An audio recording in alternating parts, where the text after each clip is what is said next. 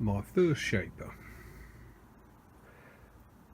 I've had a few questions as to why, other than the extra capacity, I wanted to upgrade, because there's nothing wrong with this. It's a very good shaper. It's certainly done everything I've asked of it.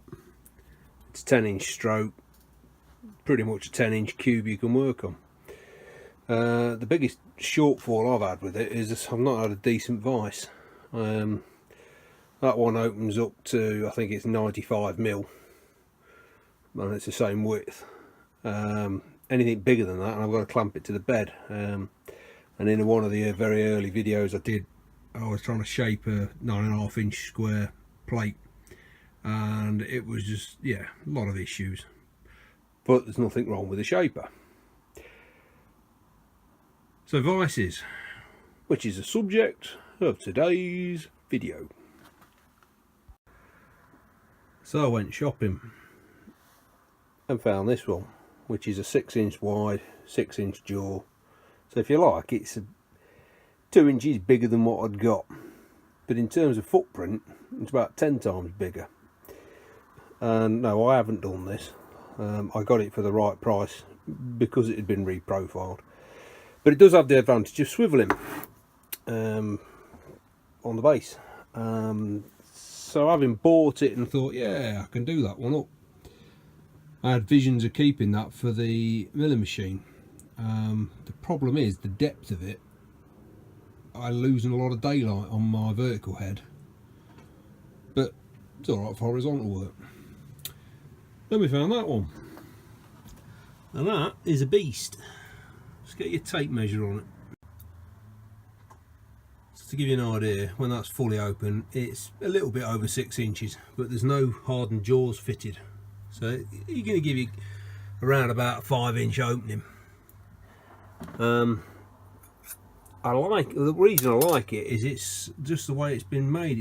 That is all one cast unit, and then these, the moving jaw, if I can flip it over.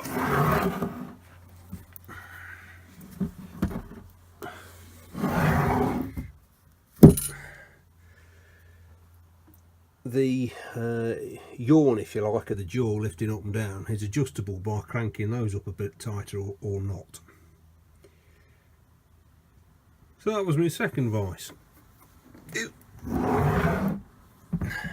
which I've never used. Again, I had visions of doing it up, making use of it, but it is still only a 6-inch working envelope,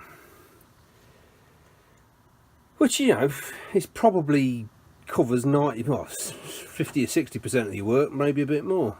But because of the weight of the things, you don't want to be humping them up and down every 10 minutes. And the downside of that one is well, apart from that it's got no hardened jaws on it yet, there's no swivel capability.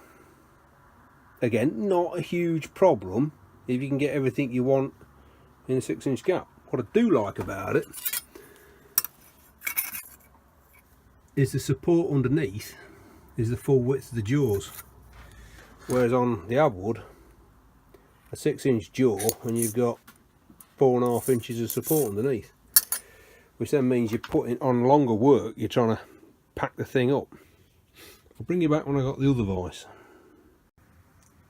So that's the shape of vise that featured in one of the other earlier videos when I was making a standard for printing the dovetails on the tool head, and that was the first time I'd had it off its original box that I bought it on, workbox, and yeah, it worked fine. So I thought, right, well, while I've got it lifted out, because it weighs a fair bit, I'll strip it down and clean it. And I undid the jaws and took the jaws off, and undid the clamp plates, or the keep plates, which fit to here, and took the wound the screw out, and was pleasantly surprised that there was no huge amount of wear on that, and then thoroughly and utterly disappointed and pissed off when I found out that it ain't gonna wear when there's no thread in there. As I wound the screw out, all the little bits of thread went blink, blink, blink, blink into a pile there. which was annoying. So I figured it was time to make a replacement. So I bought a piece of phosphor bronze, which is there. So basically thread the inside of that to match the lead screw, insert it into that with a decent sized shoulder to stop it running. Problem is there ain't really any meat there, so that would mean opening it by the time it's opened out to clearance to fit the depth of thread plus some meat on the end of it. It's just not big enough. So that means basically machining that off and making a new one, or machining a slot in, and yeah, bugger. And then just to compound the issues, I think that's, I want to say 4 threads per inch. Where's me ruler?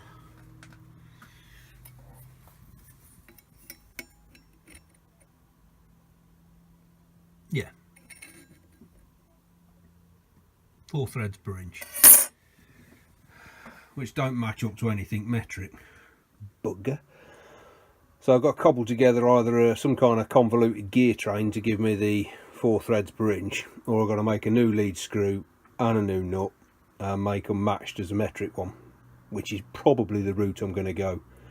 There was an offer from someone, a friend, that says he might have a tap that would do it. I've nudged him 2 or 3 times and it's not materialised. He's got all the priorities. So yeah, so that's the next project to go at. Refurbish that and get it up and running, and then decide what I'm doing with them, because the big chunks of metalwork hanging about earning nothing. Yeah, if anybody's interested in advice, several careful owners and probably quite a few not so careful, drop us a message. So we're just looking on the lathe feed box, Norton gearboxes to pitches. So if I wanted to try and do that as an imperial pitch on a lead screw, I need 4 threads per inch, which is 6.35 pitch, and I can get 6, or I can get 6.5. I can't do 6.35. Swapping around the gears for some oddball ones that I've got. On the standard box it would be a 50 tooth there and a 20 tooth down the bottom. I've put on a 54 tooth, and then by pissing about with the gearbox positions there to see what's the nearest I can get. And the way I do it is stick a piece of scrap bar in, turn it clean, stick Sharpie over it, and then take a skim cut and keep pissing about. Anyway, so with it set on D1, remember I'm looking for a 1/4 of an inch pitch. Don't look too bad on the first pitch. The second pitch, yeah, but by the time you get to an inch, you're out. So it's always good just to check. Now, on a small nut, short nut, it'd be alright, but my nuts on the Vise is damn near 3 inch long. So you can see over 2 inches I'm half a pitch out. So I moved it up to the next feed along, which should make me slightly slower. And same problem, not a million miles out, but it ain't right. You can see that on the 2, it's still out, and I haven't got anything in between. So if I had a vast array of setup gears, I could try another gear on there, maybe a 56, or I could try maybe a 20 watt, 21, 22, 23. I haven't got them, so we're making a new lead screw.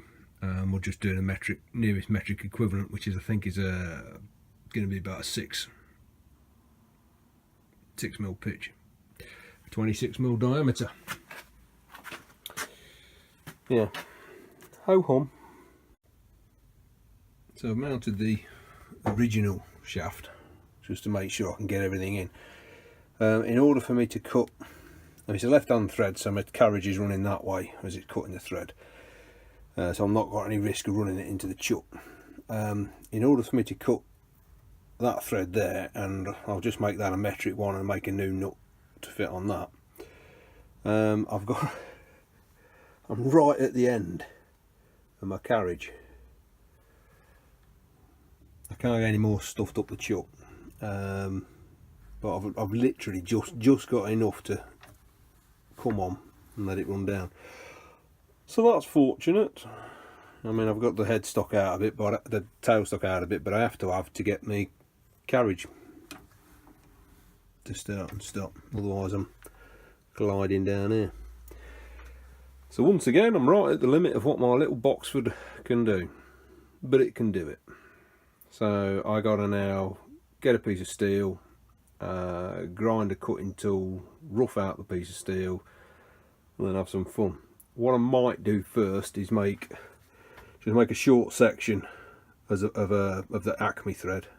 Not Acme, it's going to be an isometric, so it's a trapezoidal thread, not Acme, and I'll have that as my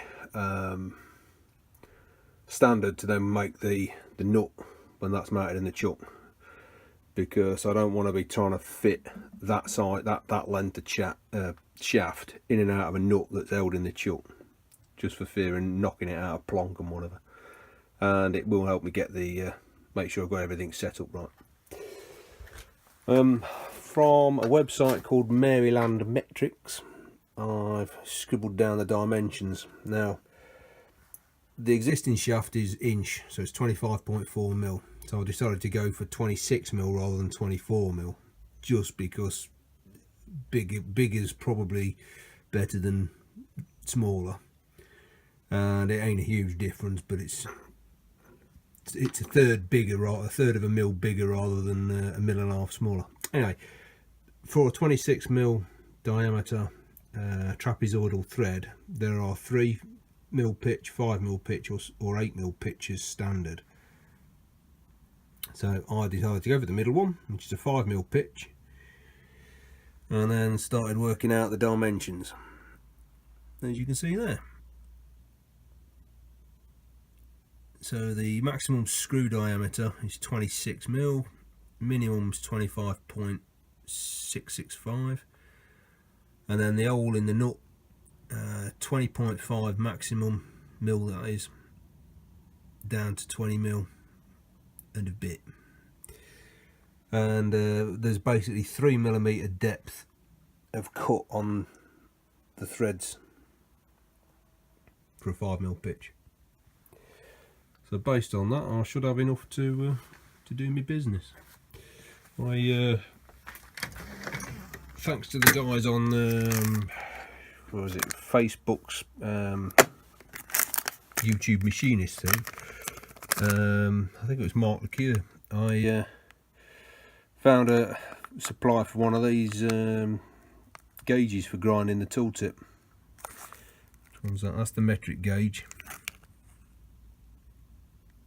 So you grind the tip of the tool so it just fits in the awl.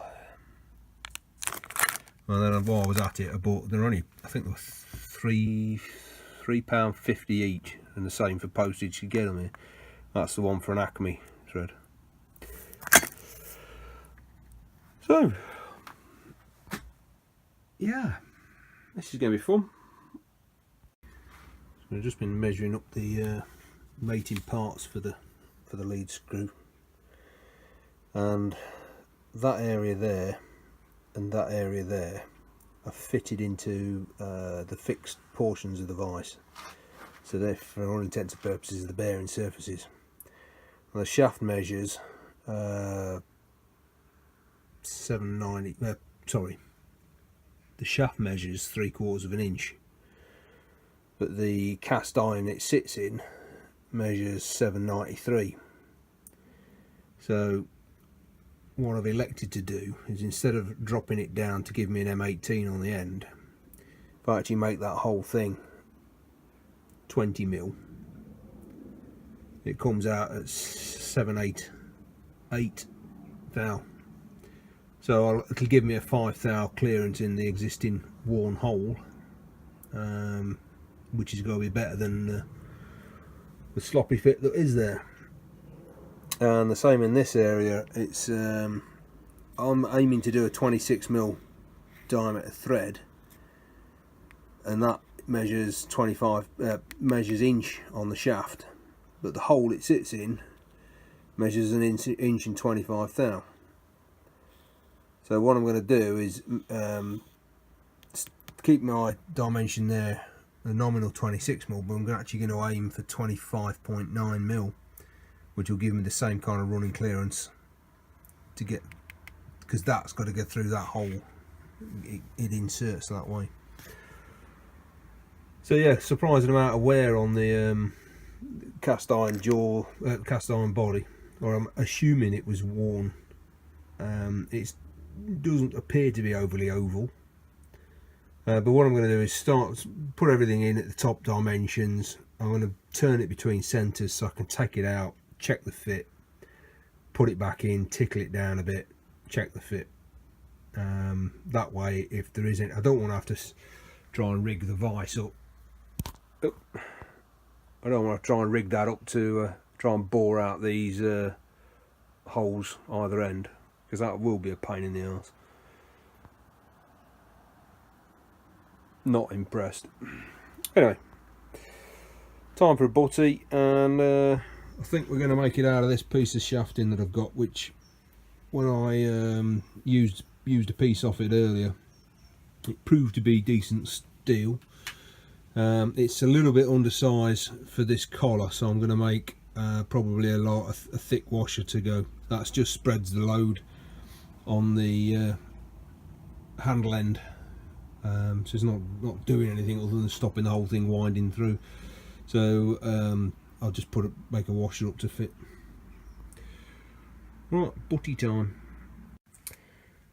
Whilst I was off down at the local yard, I was looking for a length of cast iron to make into a straight edge, and I picked up this. I've disassembled it. It's actually the cross slide off, I'm pretty sure it's a Colchester lathe, Triumph size or maybe bigger, but that's the top of the cross slide. That's the compound, and that was the tool holder on it, and the lead screw, which was that. It's been abused, it's bent and whatever, but what interested me was looking at the mechanism for taking out any play, and it's the two nuts are threaded. That keys them to stop them rotating, and then a grub screw goes down through the top of the cross slide and drives that wedge into the hole, thus forcing the pieces apart, which would take up any slack. I've never seen one before, so interesting stuff. No bleeding use to me, but if anybody wants the parts, drop us a line. So the lead screw's bent. I don't believe it's worth saving that, but even without that in, there's no huge amount of play on the nuts. On retrospect, I'm not entirely sure the cross slide's going to give me anything. There's not really a lot of meat in it, so if anybody wants a cross slide casting, drop us a line. The top slide's pretty good nick. It's just a bit of surface rust on it. Certainly nothing that'll be a problem in terms of once you clean it up.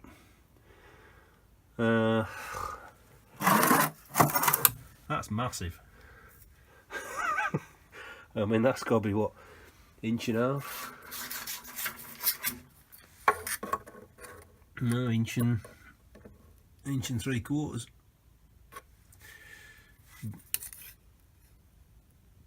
4.5 inch square.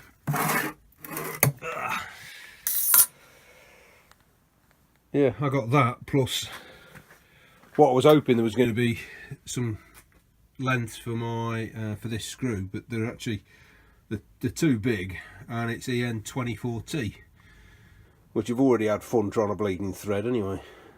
So 2 of them plus that assembly, 20 quid. If I can recoup my money by selling any of these bits, I will do. Drop us a line. So that's the blank cut. Yeah. While that's been cut in, I stuck a stub end that had got into the chuck and roughly got this something like. So now I can stick it in, clamp it on the fixed steady, turn the end and stick a centre in the other end, and then we'll drop the chuck off and turn it between centres. So that's first end done. We had to dismount the tailstop to get the chuck in.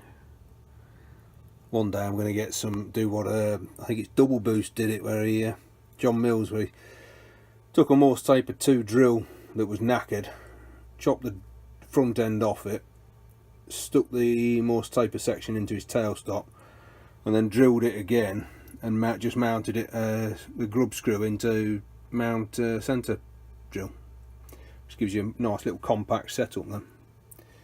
One day. But no, flip it round, do the other end.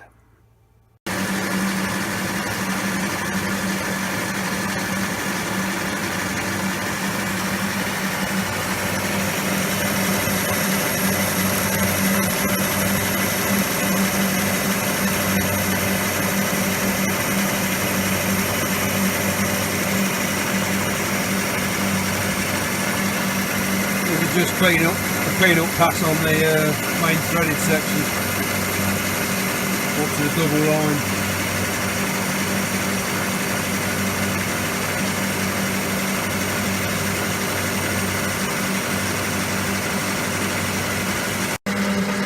I'm just roughing down the last section now.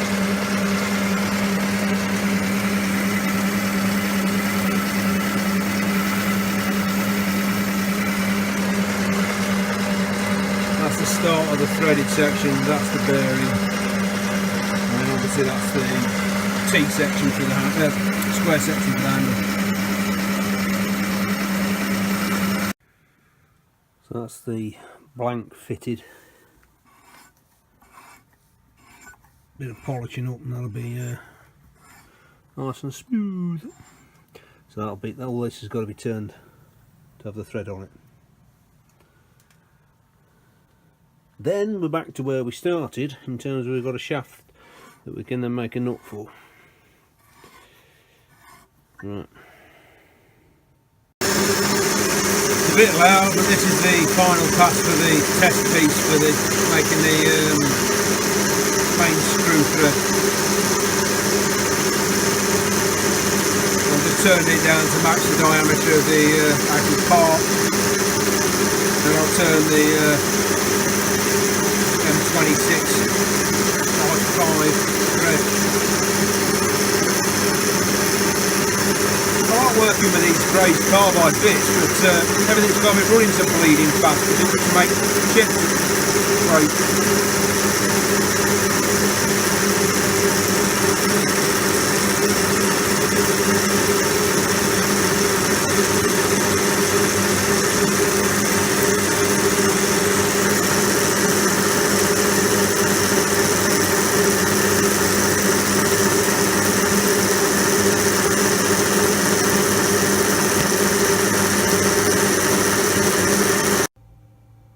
Gives a good finish. Take it from me, it's a good finish when the camera decides to focus. But yeah, everything gets bloody hot, and these are hot, especially on your forearm when they singe the way in through the hair and then just sit there slowly, giving you nice little tattoos of crescents.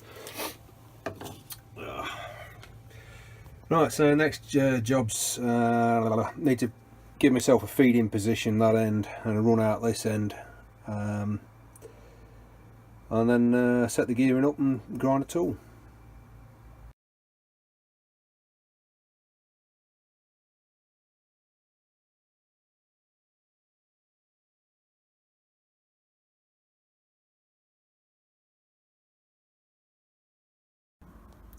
So we've ground up the external tool and the internal tool.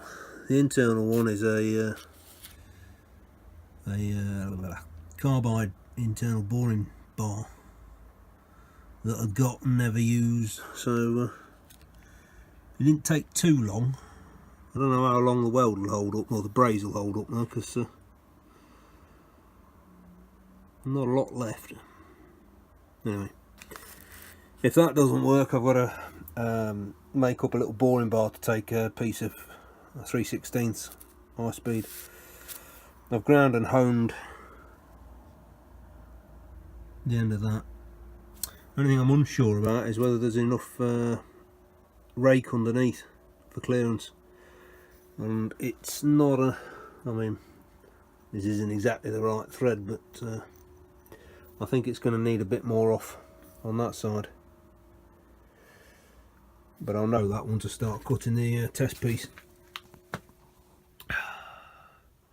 Really do need to get myself a more abrasive roughing wheel for the grinder, because what I've got at the moment leaves a nice finish.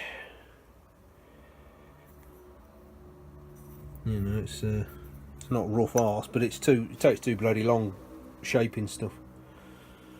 Right.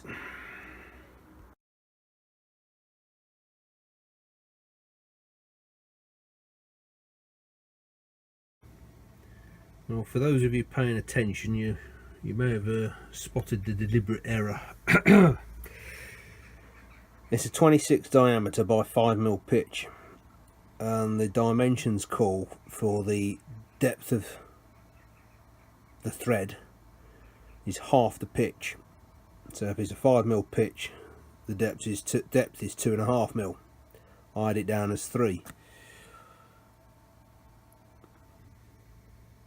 God knows how. So I've got to go back over and check what I've done for the rest of it. What it does mean is where I've cut the thread relief there, which is a starting point, I've gone in 3mm. So I'm half a mil out, or what's that, 10 thou on radius. On radius, 20 thou on diameter. The same there. It's no huge big deal. It's just a tad's what I've gained by going up to a 26mm diameter. I've now lost because I've undercut it. Don't! You know, it always pays just to check. So we're running in back gear. We're running from the chart for 5mm pitch there. Position D in 50 tooth gear on the top, and then this one falls underneath the spec there. I've set my carriage stop so they can come back, bump against it, and then I'm right for going in. And because it's metric and it's a metric lathe, I can use the thread dial indicator, but rather than getting cocky and looking at all the intermediate stops, I'll just be aiming for A, and I'll be running it slow. Yeah, so I'm going to go and check my dimensions again and make sure I've not cocked anything else up, and then start cutting the test piece. Alright, second dilemma. Dimensionally checked everything, and yeah, I've caught it before it was too late. But the next problem, it's a left hand thread, so the carriage is moving that way, and I think that the top slide needs to be that side, so that I'm cutting on the lead, I'm advancing it into the leading edge, as opposed to this way I'm not. Arse. Alright, so we're going to reset that over at 29.5 degrees that way, it being a 30 degree included angle. Well, that looks better. So I've shifted it round and it's not 29.5 degrees, it's bleeding half a 30, so 14.5. As a quick rule of thumb, take the left hand cutting edge, it should match the angle of the feed. Near as damn it. Yeah. So that could have been a whole heap of fun. So I set my dials at 0.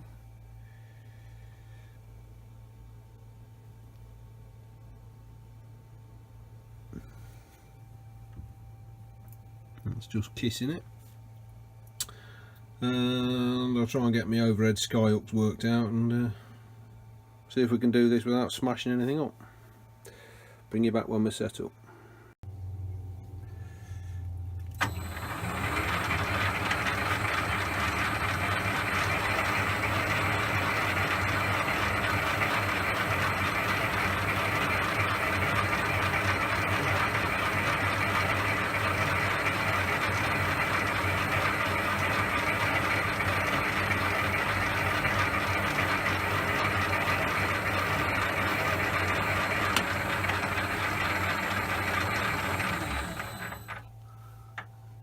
I don't know why that's out of plonk, because I haven't touched the forejaw and I haven't touched the tailstock. Anyway, what we're looking for is a 5mm pitch, so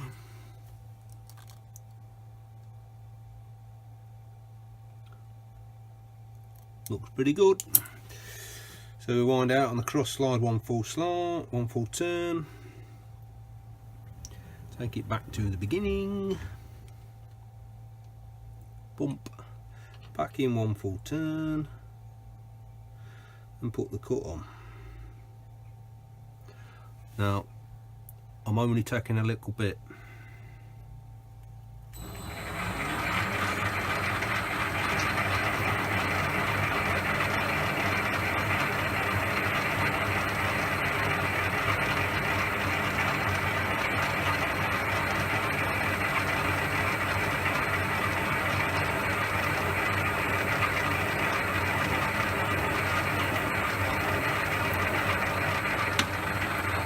Out one full turn on the cross line, wind it back to the beginning,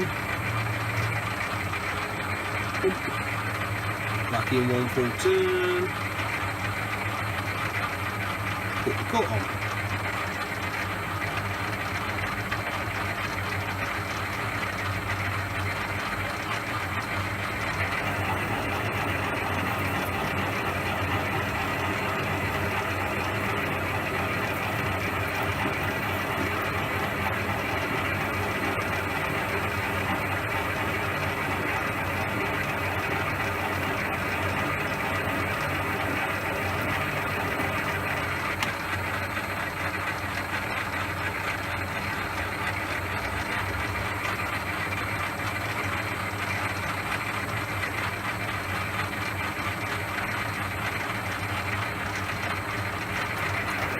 Spring pass.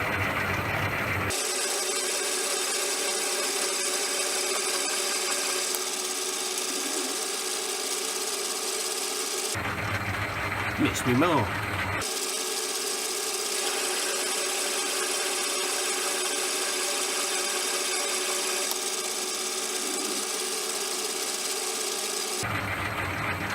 Missed me mark.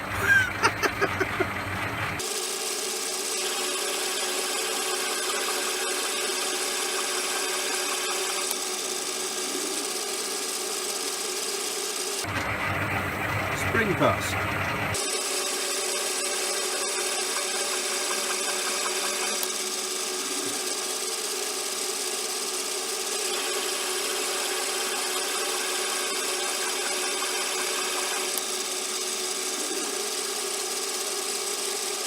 Missed me mark.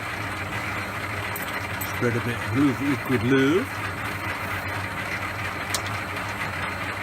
Missed me mark again.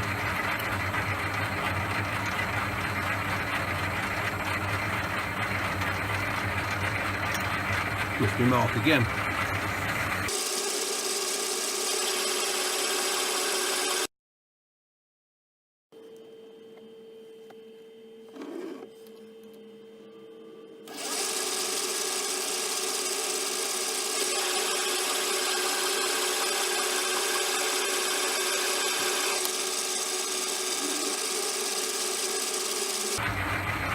Missed me mark again.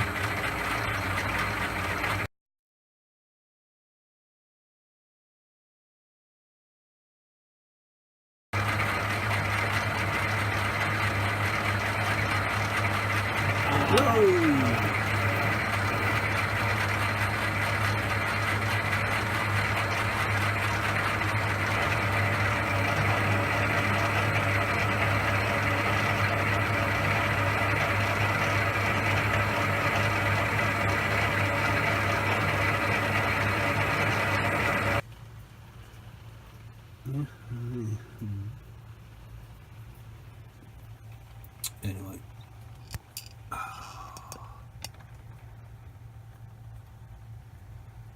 bring you back when we get a bit lower down. Well, that was a bleeding disaster.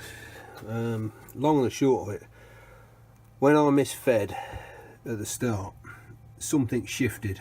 So not only did it cock up the position of the tool left to right, it also cocked up the depth.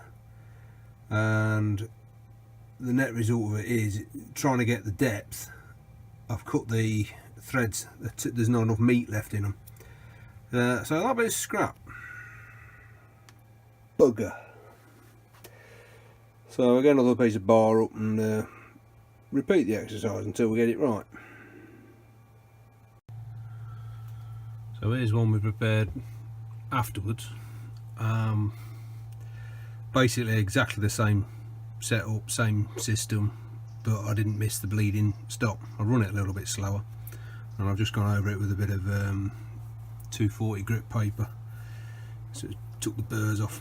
I'm going to dress the end of that. That'll then form the master that I make the nut for, and then I'll have the nut prepared for when I come to make that. That was the original plan. What I'm now thinking is, given that I'm recently experienced in making this, I might cut the threads on the longer bar to avoid any cock-ups, and then work on the basis of using this in the nut to get the fit. Don't know, I'm gonna have a break for a bit, because it's took me 2 hours to cut that. I'll just take you off the sky hooks. With the compound set over at 15 degrees, I know that I've got to feed in 2.5 mil on diameter to get the full depth of that, which is 2.5 mil. But obviously with the compound being at a slight angle, you have to feed more than that. And I've actually fed it in 3.3 mil, which seems hell of a difference from 2.5. And it's a whisker shy. I've actually measured it by advancing the tool in a bit further, and it's a thou and a half short. I can live with that. And the only reason I stopped early was I figured it looked fine. And I don't think a thou and a half, given that the overall diameter is down by 2 thou, I think that'll be fine. Right, cup of tea time.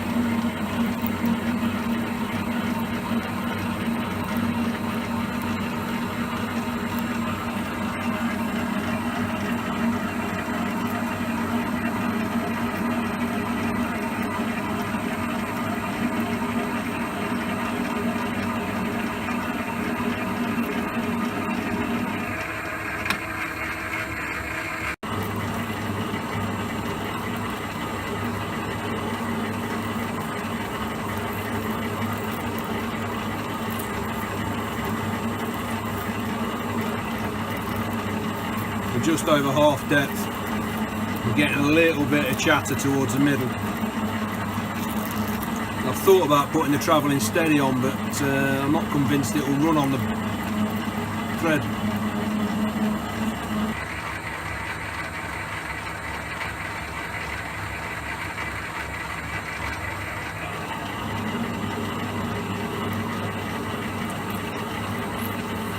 Just keep painting on the cutting oil.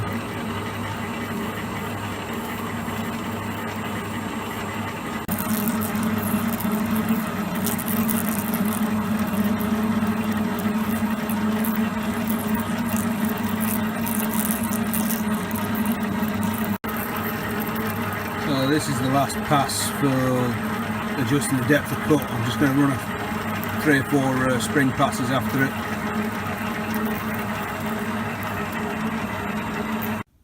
Well, that's the threading done on the screw shaft. So we've got the left hand 26 mil by 5mm pitch trapezoidal thread, and the bearing that sits in the front end of the vise, or the fixed end, and then that's a M20 by 2.5mm right hand thread, which I've got to make a locking collar on. So the thread's I've truncated it, doesn't need to be sharp and pointy, because the collar that goes around it is threaded, and then it's either a grub screwed in to the end of here, or what I'll probably do is just set a clamp screw on. So that can come out now. The only thing that remains on that is to cut the square for the handle to fit, and make up a washer that will fit just over that. I might spin it round and hold it between centres and clean that up beforehand. But that's took me from 11 o'clock and it's now 1:30, excluding the roughing out. But I didn't cock it up. Well, that's me. I might see if I can patch together a video for this week, and the next job is to make up the nut to fit. I'll probably do that first, make that locking collar, and then make the nut for that. The nut for the thread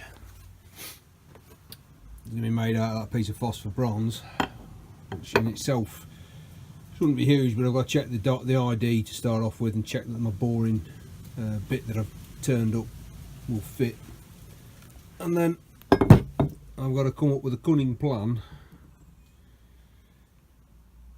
that I can fit it in here, lock it in, and then not have anything protrude past that, because when that's sat in position, there's only a few thou clearance here. What I'm thinking of doing is machining this off, bring it back flush to this level, and then machine a piece of steel which will have a bit more strength in this section. There's no great forces that I'm aware of, because the up force is taken by the clamp plates that sit on here under that. There shouldn't be any twisting force because that's guided by this. So I think it's literally just to stop the nut falling out, so I don't think it's a huge issue. But I don't think there's enough meat there by the time, if I turn out the rest of the threads on that, you can see it, another say 100 thou there, and then give myself meat beyond that, say 200 thou, it's just going to break out. So the jury's still out as well. I'm going to do this. I mean, I did think last night that what I could do is actually cut that out as a channel, and then machine myself 2 flats on here, so that's a snug fit. And it'd obviously, wouldn't be able to rotate being stuck between 2 vertical faces. So I'm scratching my head on that one at the moment. I shall have a think.